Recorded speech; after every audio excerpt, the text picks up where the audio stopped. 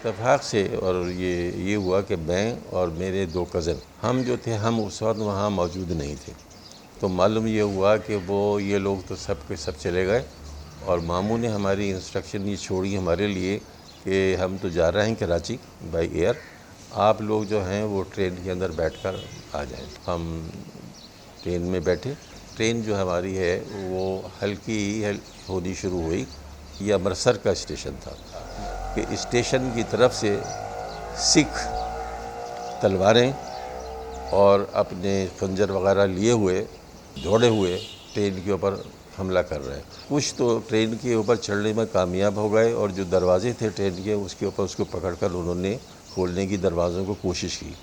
اب اندر جو لوگ تھے تو ایک بڑا اس کا عالم ہو گیا افراتفری کا، اور لوگ بڑے چیخنا چلانا اور کلمہ شریف پڑھ رہے ہیں، کیونکہ تلواریں اور یہ ان کے ساتھ یہ جو کرپانیں یہ لیے ہوئے بالکل اوپن، اور یہ تھا کہ اس سے پہلے بھی ہمیں معلوم تھا، اور یہ تھا کہ کئی گاڑیاں جو ہیں اس کے اندر تمام مسلمانوں کو قتل کر دیا، اور کئی گاڑیاں جو ہیں ہم سے پہلے بھی اور بعد میں بھی ایسا ہوا کہ وہ جو جب پہنچی ہیں لاہور تو اس کے اندر تمام لاشیں ہی لاشیں ہیں۔ خدا کا کرنا یہ ہوا کہ اس ٹرین نے اسپیڈ پکڑ لی، اسپیڈ پکڑی ہے تو وہ جو لوگ بھاگنے آ رہے تھے وہ بھی کامیاب نہیں ہوئے ٹرین چڑھنے میں، اور جو چڑھے ہوئے تھے ٹرین کے دروازوں کو پکڑے ہوئے تھے سکھ، وہ جناب علی انہوں نے کودنا شروع کر دیا۔ پارٹیشن کے ٹائم میں جودھ پور میں تھا، and I was working as field superintendent. جب پارٹیشن ہونے لگا تو انہوں نے پوچھا کہ بھائی کون کون آپشن کر رہا ہے جانے کے لیے پاکستان وہاں ہے۔ میرے ساتھ مسلم فرینڈس تھے تو نیچرلی وہ تو انہوں نے تو ایگری کیا کہ ہم جائیں گے۔ مجھ سے جب انہوں نے پوچھا میں نے کہا میں پاکستان جاؤں گا، تو انہوں نے کہا کہ آپ کو کیا ضرورت ہے پاکستان جانے کی، کیونکہ آپ انڈیا کے ہیں، آپ نہیں رہیں۔ میں نے کہا نہیں، میں نے جانا ہے۔ پھر کس طرح میں اتنا امپریس تھا قائد اعظم صاحب سے کہ میں چاہتا تھا کہ میں پاکستان۔ وہاں ہمارے والد گئے تو معلوم ہوا کہ وہاں تو ایک راستہ بند کر دیا، صرف ایک جگہ ہے جہاں سے ریل کے ڈبوں میں جا سکتے ہیں۔ تو ہمارے والد وہاں گئے، دہلی گئے، اور وہاں سے اس کو لے کر آئے ایک تھانے دار کو جو ہندو تھا، اور اس نے آن کے انتظام کیا، ہمارا 2 ڈبے ہمارے نام بک کرا دیے، جس میں ایک ڈبہ تو تھا کہ ہم لوگ بیٹھ سکتے، اور ایک ڈبہ وہ تھا جس میں سامان رکھا جاتا ہے، تو وہ تھا جس میں بھینس بکریاں بند کر کے لاتے ہیں۔ تو اتفاق ایسا ہوا کہ سب لوگ اس میں چلے گئے۔ جب ہمارا بار آیا تو ہم اس میں بیٹھے جس میں بھینس بکریاں، اس میں کوئی کھڑکی نہیں تھی، دروازہ جو تھا تو اس میں بھی کوئی پکڑنے کی جگہ نہیں تھی۔ تو ہمارے والد نے دوپٹے لے کے اور اس سے کنڈے کو باندھ کے اور اس دوپٹے کو لے کے بیٹھ گئے، اور ٹرین چلنی شروع ہو گئی۔ نہ ہمارے پاس کھانے کو تھا، نہ پینے کو تھا، کچھ نہیں تھا، صرف 3 کپڑے پہنے ہوئے ہم سوار ہو گئے۔ گھر ہمارا اسی طریقے سے جیسے رہ رہے تھے ہم چھوڑ دیا ہم نے۔ تو اس کے بعد بیچ میں جب گاڑی رکی تو وہاں پہ سارے سکھ تھے، تو انہوں نے آن کے ہمارے والد سے کہا کہ آپ پاکستان جا رہے ہیں؟